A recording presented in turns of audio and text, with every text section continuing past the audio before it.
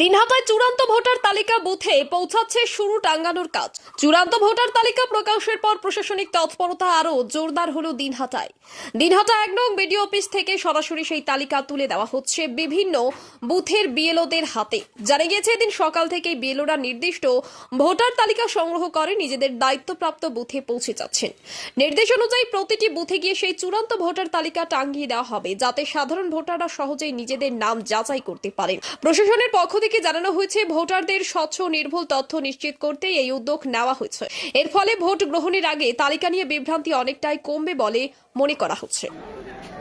6 নম্বরের 134 booth.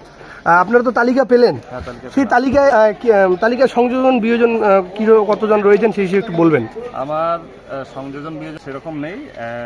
Adjudication আছে 27 জন 573-এর মধ্যে, আর নতুন সংযোজন হয়েছে 3, আর বিয়োজন বলতে 2 জন আছে। যে 2 জন বিয়োজন বা যাদের নাম ডিলিটেড করা হয়েছে, এই ভোটার তালিকায় তাদের নাম কি রয়েছে?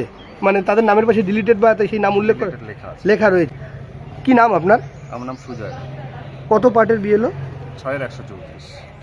তাদের একটু দেখাবেন নতুন লিস্টে কিভাবে নাম রয়েছে। নতুন লিস্টে তো দেখতে পাচ্ছি কতগুলো আন্ডার অ্যাড জুরিসডিকশন লেখা আছে, বিচারাধীন।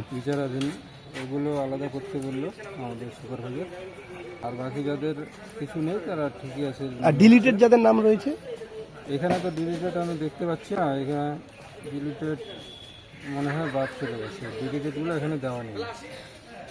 এখন আপনারা কি এই লিস্ট নিয়ে বুথে যাবেন? আমি বুথে যাবো। তারপর কি নাম আপনার? আমার নাম ফারহাদ ইসলাম, আমি 283 পার্টের বিএলও। কোন জিপি? হ্যাঁ, কোন জিপি আপনার?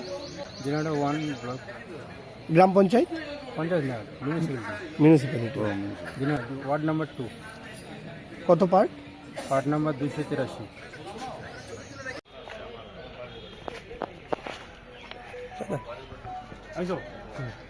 আই কার্ড লাগবে? না না, হাত পিছাও দাদা, একটু ইয়েটা খুলে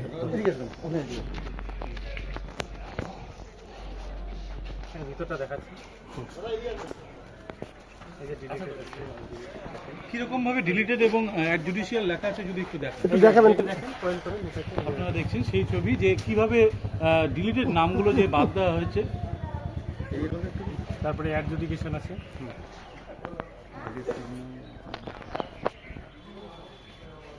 অ্যাডজুডিকেশন দেখাচ্ছে, এই যে অ্যাডজুডিকেশন। মানে যাদের নামের পাশে অ্যাডজুডিকেশন রয়েছে তাদের ভবিষ্যতে সংযোজন হওয়ার সম্ভাবনা রয়েছে। হ্যাঁ, কিন্তু যাদের নামের পাশে ডিলিটেশন রয়েছে সেক্ষেত্রে তাদের করণীয় কি? আপনারা কি একমাত্রই কারণে তাদের ফর্ম সিজ আবার ফিল আপ করতে হবে, এবং সেটা কতদিনের মধ্যে করতে হবে? Within 2 days। কি নাম আপনি? আমার নাম মিঠুন শর্মা, কোন পার্টির বিয়ে? আমি 6-এর 144 নম্বর।